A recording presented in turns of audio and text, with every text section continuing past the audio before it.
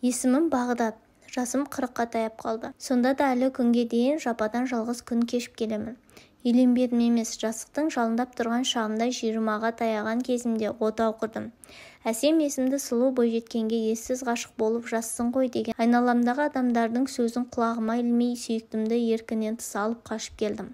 Сол кезде өзім 19 жаста болсам, келіншегім 18-ге әлі толмаған болатын. Мен кішкентай кезімде әкем апаттан қаза болған. Анам мені жалғыз өзі ешкімнен кем етпей өсірді. Анам мен және де Мария әжем, әкемнің анасы, үшеуміз бірге тұрдық. Әжем үнемі сен әкеңнің аманатысың, сені көзімнің қарашығындай сақтаймын деп мені жан баласына жолатпайтын. Мені еш жерге жібермеуші еді. Әкемнің артында ұрпақ қалмай қалуынан қорықса керек сірә. Бар тәттіні менің аузыма тығып отырушы еді. Менің кесірімнен байғұс анама күн көрсетпейтін. Күндіз-түні қызғаштай қорғап жүруші еді. Балаңа қара деп анамды еш жерге жібермейтін. Емін-еркін мүлдем таршылық көрмей жегенім алдымда, жемегенім артымда болып өстім. Өте ерке едім. Әжем мен десе ішкен асын жерге қоятын. Жасөспірім жігіт болсам да әжем мені құшағынан жібермейтін. Әр сөзінде Аллахым, балам Саматтың әкемнің аты. Артынан ұрпақ ергенін көрмейінше менің жанымды ала көрме, арманда кетпейін. Немеремнің тойында шапқылап жүретін күш-қуат бере көр деп айтып жүретін. Алла тағала оның дұғасын қабыл етті. Жас болып жаңылыс басқан шағымда ешкім мені қолдамаса да әжемнің бұйрығымен ерте үйлендім. Келіншегім де әлі балалығы басылмаған ерке қыз еді. Үйленіп ешкімнен қысылмай, қымтырылмай екеуміз қол ұстасып қыдырып жүреміз деп ойладық. Анам келін алып қолым ұзарып қалады, келінім үйдің шаруасына қолғабыс болады деп ойлаушы еді. Бірақ ол қалауы былық қоймады. Керісінше анама артылған жүк еселене түсті. Әжем әсемді әбден еркелетіп жіберді. Сол үшін де анам екеуі жиі сөзге келіп қалатын болды. Анамның әжеме дауыс көтере сөйлегенін алғаш көрім. Жетер енді апа, мен де сіздің қолыңызға пісіп жетілмей бала күйімде келдім. Сіз мені үнемі жөнге салып өзіңіз тәрбиеледіңіз. Менің осы күнге жеткенім сіздің арқаңызда. Ал бұл жас келінге не тәрбие беріп отырсыз? Бұл менің келінім. Оны бұлай дайраңдатып қойғаныңызға қарап отыра алмаймын. Не соншама? Жылғы істеп жүрген шаруаны келін алып істей алмайды ма? Мұны мен не айтқым келеді? Сонда осы күнге дейін мен сені қинап келіппін ғой, солай ма? Жоқ апа, мен керісінше сізге алғыс айтамын. Сіздің арқаңызда қазір қолымнан келмейтін іс жоқ. Сіз маған бәрін үйреттіңіз. Еңбекқорлық, іске тиянақты болу, жауапкершілік бәрін сіз үйреттіңіз. Келінімді де солай тәрбиелесеңіз еш наразылығым болмас еді. Алайда сіз оны әбден жалқау етіп тындыңыз. Сіз бен мен мәңгі қасында жүрмеймін. Өмірдің қызығы мен шығынын бірге көрсе екен деймін. Әжем анамның жан айқайын тыңдағысы келмеді. Анама өкпелеп бөлмесіне тығылып алды. Әжемнің анама деген өкпесі қара қазандай. Тіпті анаммен бір дастархан басына отырып ас ішпейтін күйге жетті. Әжем анамның дайындаған тамағын жемей қырсығып әбден ашықты. Анам далған бетінен қайтар емес. Екеуі бір-біріне ерегісіп жүрді. Осының барлығына сендер кінәлісіңдер дегендей анам келіншегім екеумізге мінез көрсетіп жүрді. Анамның бұлай қыңыр мінез көрсеткенін алғаш көруім. Анам түк істемей қойды. Таңертең үйден шығып кеткен күйі күн батқанша үйге келмеді. Әжем анама өкпелі болғанымен анам үшін алаңдап есік күзетіп әрі де бері жүріп мазасыз күй кешті. Анам үшін бәріміз де алаңдадық. Күн батқанда анам есіктен кіріп келгенде оны көріп бәріміз де таңданып қалдық. 40 жыл бойы шешпеген орамалы шешіліп, шашын боятып, үстіне әдемі көйлек киіп анам кіріп келді. Қолында дорба-дорба базарлығы бар. Әжемнің екі көзі шарасынан шығып кете жаздады. Назира, бұл сен бісің? Мына түрің не масқара? Я, мен түріме не болыпты? Жалаңбас жүргеніңе ұят емес пе? Сенің есің ауысайын деген екен. Есім ауысқан жоқ, керісінше ескіре бастады. Осы күнге дейін ұлым үшін, сіз үшін өмір сүрдім. Қатарымнан қалып ешбір қызық көрмей келемін. Ал оның ақысына не алдым? Бейнетімнің өтеуі қайда? Балам бір қатынның құшағында кетті. Ал сіз болсаңыз сол келіннің бір жеріне кіріп кетердей жүрсіз. Бұдан былай тек өзім үшін өмір сүремін. Өз шығындарыңды өздерің төлеңдер. Төле свет, газ, судың ақшасын. Анам бұл сөздерді маған қарап тұрып ашулана айтты. Олай дейтінде жөні бар. Әжемнің зейнет ақысы өзінің баратын жерінен артылмайды. Өлімі бар, тойы бар, кейде тіпті жетпей қалатын кездері де болады. Әжемнің сол кездегі ашуға мінген түрін әлі күнге дейін ұмыта алмаймын. Ашу үстінде анама қаншама ауыр сөздер айтты. Осы тайраңдағаның да жетер. Осы күнге дейін қиналып келген екенсің ғой, ендеше бұдан былай ешбір тірлік істемейсің. Аллаға шүкір, күш-қуатымнан арыла қойған жоқпын. Құдай күнімді саған қаратпасын. Бұдан былай сенің қолыңнан Құдайдың қара суын да ішпеймін. Маған жолаушы болма. Келініңіз бар емес пе? Сол істеп берсін ас-ауқатыңызды. Әжемнің қаһарынан аяқ татар анам жоқ. Анам сол күннен бастап үйдің бірде-бір шаруасын істемей қойды. Бәрін әжем өзі істеп жүрді. Тіпті сиырдың астынан бүгілген аяғы жазылмай, орнынан тұра алмай қалса да алған бетінен қайтар емес. Анам болса күнде қыдырып, өзімен өзі рахаттана жүрді. Алайда көз жанарынан әжем үшін уайымға салынып жүргенін аңғаруға болатын еді. Әсемді үй шаруасына әжем баптап жүрген. Алайда оның сүйеніш хабарын естіген әжемнің қуанышы жер-көкке сыймай оның аяғын аспанға көтеріп жатқызып қойды.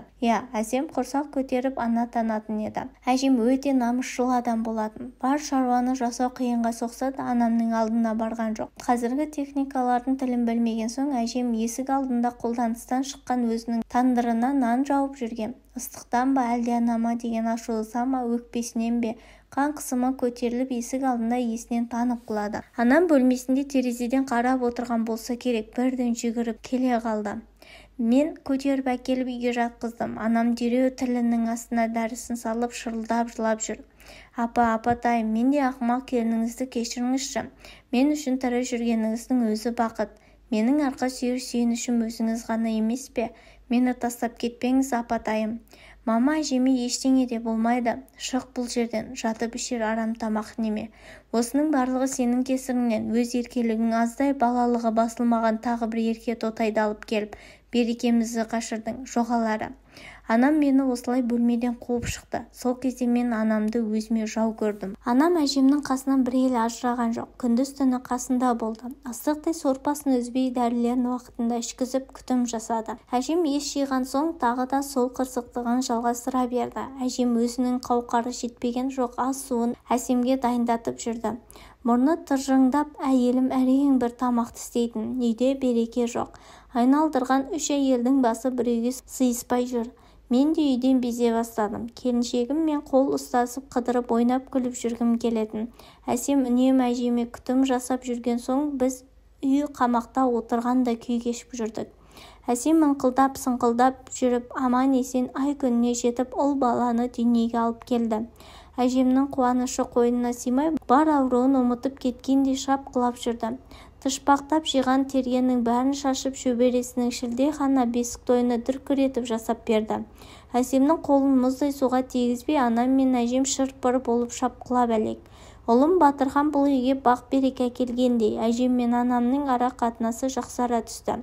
Әсем бірде-бірде шаруаға араласпайды, тек балаға қарайды болды. Солай күндер жалғаса берді.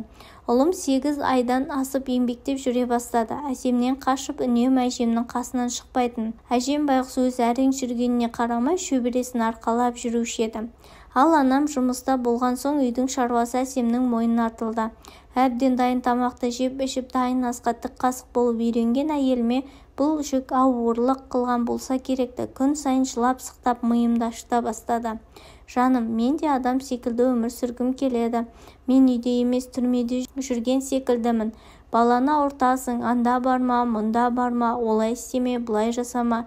Әжемнің осындай шектеулерінен әбден мезі болдым. Әжем өзі сондай адам, ол кісі өзгермейді. Әйелімнің айтқан сөзінің жаны бар. Мен де балам мен әйелімді жетектеп серуендеп жүргім келеді. Бірақ әжем бізді ешқайда шығармайды. Батырханның тісі жарып ауырып жүрген кезі. Түні бойы дене қызуы көтеріліп, Әсемге ұйқы бермей шырылдап жүреді. Күндіз әжем өзі қарап жағдайын жасап отыратын. Бір неше күн бойы ұйқы көрмеген әйелімнің шүйкесі жұқарып ашуға булығып жүрді.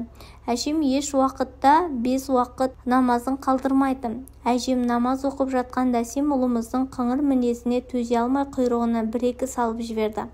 Мұны көрген әжем құлшылығын тастай сала Әсемге қарай бас сала айқайлады. Баланы ұруға қалай дәтің барады, қолың сыңғыр. Өз баламды ұрсам не болыпты? Ол аздай маған қарай айқайлап тұрсын ба? Көргенсіз десе. Біз сіздің айтқаныңызбен жүріп тұратын кішкентай бала емеспіз. Сіздің дегеніңізге бағынатын құл емеспін, тірі адаммын. Әкеңіз бері баламды. Әсем бар мінезін көрсетіп, балам екеуінің киім-кешегін жинап үйіне кетіп қалды. Кімнің жағына шығарымды білмей үнсіз тұрдым. Әжемнің ең осал тұсы ол немересі екенін бәріміз де білеміз. Әжем маған жақындап үнсіз тұрды да сөйлеуге дәті жетпей үнсіз тұрды. Адамдарға таң қаламын, елдің бәріне өсек керек. Осындайға ағайын туыстар келгіштеп кетті. Бәріне де әжем әйелімді жамандап әлек. Осы күнге дейін түк істемей келді. Қолынан бір іс келмейді. Қазіргі жастардың бәрі жалқау, тамағының дәм-тұзы болмайды. Ондай келінді қайтесіз? Бар бәле сонымен кетсін. Әжемнің бұл сөздеріне ызам келді. Оны осындай еткен өзі емес пе? Ұрпағымды көбейтсін деп өзі басынан шығарып алды емес пе? Ендеше неге елдің бәріне оны қаралап жатыр? Ашудан жарылардай болып жүрмін. Түн ортасында көшеге шығып әсемге қоңырау шалдым. Ол ашулана жауап берді. Мені мазалама, маған хабарласпа. Өшірме, мені тыңда, мен сені қолдаймын. Маған ашуланып ұрсайын деп тұрған боларсың десем, жоқ, сен түгілі өзім де әжемнен қашып кеткім келеді. Әжемді осылай бір сілкіп алғаның дұрыс болды. Адам қартайған сайын бала секілді болады деген рас екен-ау. Әжемді тәубесіне келтіру керек. Не деп тұрсың? Сен үйіңде біраз уақыт жүре тұр. Әжем өзі-ақ алдыңа барып жалынып алып қайтады. Әй қайдам, әжеңе мені керек етеді дейсің бе?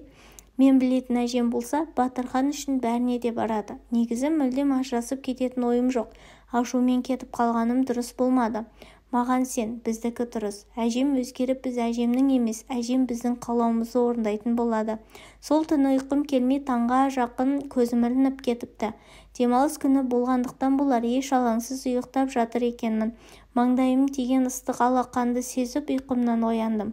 Жанымда әжем отыр екен. Балам, бұлай түске дейін ұйықтамаушы едің ғой. Миымды ашытайын, әйеліммен балам жоқ. Рақаттанып ұйықтап жатыр едім. Олай деме, солар мен өмір қызық емес пе? Саған келген себебім де сол еді. Барып әйелің мен балаңды алып қайт. Жоқ, бармаймын. Олардың маған керегі жоқ. Қыдырсын, киінсін, ішсін, жесін, қалағанша өмір сүрсін. Ашуға бой алдырма балам. Әжем маған ол жайында ештеңе айтпаңыз. Оның атын естісем зығырданым қайнайды. Әжем менің бұл сөздеріме иланбай сенді. Бірақ та мен мұның бәрін әжемді өз ісіне өкіндіріп, бізді билеуін тоқтату үшін әдейі жасадым. Күн сайын әйелім мен балам мен сөйлесіп жүрдім. Әжем біресе анама бірде маған барып алып келіңдер деп жалынып жүрді. Менің ашуым өтірік болғанымен анам шын мәнде әйеліме қатты ашулы еді.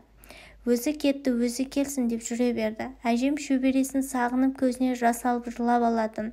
Болды, аз қалды. Әжем өзі барып немере келінім мен шөбересін алып қайтады деп жүредім.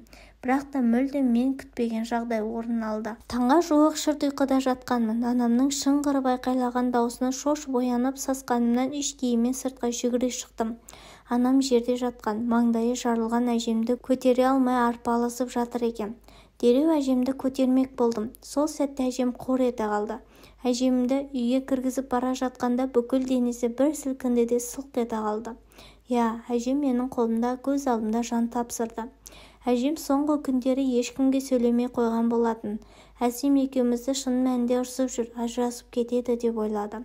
Олай ойлағанын өзім қалаған едім. Бар ойым әжем қыңыр мінезінен арылса екен деп едім. Алайда оған өлімге әкеп соқтырар тұзақ құрғанымды аңғармаған екенмін. Әжем шөбересін сағынып күйіктен өлді. Оған тұзақ құрғанмен кінәлімін. Ақмақ басым әжемді түзейтін емес, ажалға жетелейтін тұзақ қойған екенмін ғой. Бүкіл ағайын туыс әжемнің өліміне әсемді кінәлап етті. Оны әбден жерден алып жерге тықты. Әжем қайтыс болған күні әсем өзінің туған әке-шешесімен бірге дереу жетіп келіп еді. Алайда әкемнің туған бауырлары, мер әпке қарындастары оларды иттей етіп үйден қуып шықты. Әжемнің өлімін әсемнің мойнына артып кінәлі етті. Жағдайды ушықтырып алмау үшін ол кезде шындықты айта алмадым. Оның жазықсыз екенін, бұл тұзақты мен құрғанымды айта алмадым. Кейін бәрі кеш болды. Әсемнің әке-шешесі біздің қайта қосылуымызға жол бермеді. Олардікі де жөн, оларға қаншама ауыр сөздер айтылды. Міне солай жападан жалғыз қалдым. Егер де қырсықпай әжемді өзгертуге тырыспай, аз ғана қалған өмірін өкінішпен өткізбей жүрегіне сызат салмағанымда, әжем өз ажалынан өлгенше біраз уақыт қасымызда жүрер ме еді? ұлым қасында әкесінің мейіріміне бөленіп жүрер ме еді? Көңілімдегі жауабым жоқ. Қаншама сұрақтар менің қайта үйленуіме мұрша берер емес. Әттең-ай деп өкініп жүргеніме қаншама жыл өтсе де қолымнан ештеңе келер емес. Өтініш сіздерден бір аяғы көрде, бір аяғы төрде жүрген қарт кісілерді көңіліне қаяу салмаңыздар. Бар айтарым осы.